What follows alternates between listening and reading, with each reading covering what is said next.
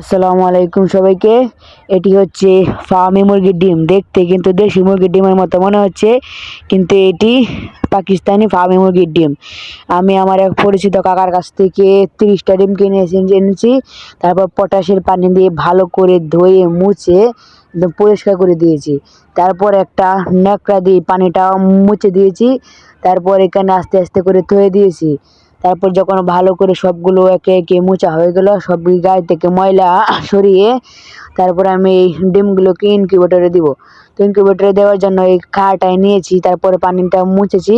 তারপর নিয়ে গেলাম এই ফার্মি মুরগির ডিমগুলাকে ইনকিউবেটরে দেওয়ার জন্য। তারপর ইনকিউবেটরে নেওয়ার পর সবটি ডিম ভালো করে দিতে হবে। তো যখন ইনকিউবেটরে নিব তখন ইনকিউবেটরে একটা একটা ডিম সারিয়ে দিচ্ছি। তারপর সাজিয়ে দেওয়ার পর সুন্দর করে লাইটটা জ্বালিয়ে সব কিছু সাজিয়ে দিয়ে তারপর এখানে ডিম বসাবে। তারপর ইনশাল্লাহ আপনাদেরকে 20 বা 21 দিন পরে বাচ্চাগুলা দেখাবো ইনশাল্লাহ। তো বাচ্চা দেখার জন্য প্লিজ কমেন্ট করবেন এবং সবাই ভালো থাকবেন। আসসালামু আলাইকুম।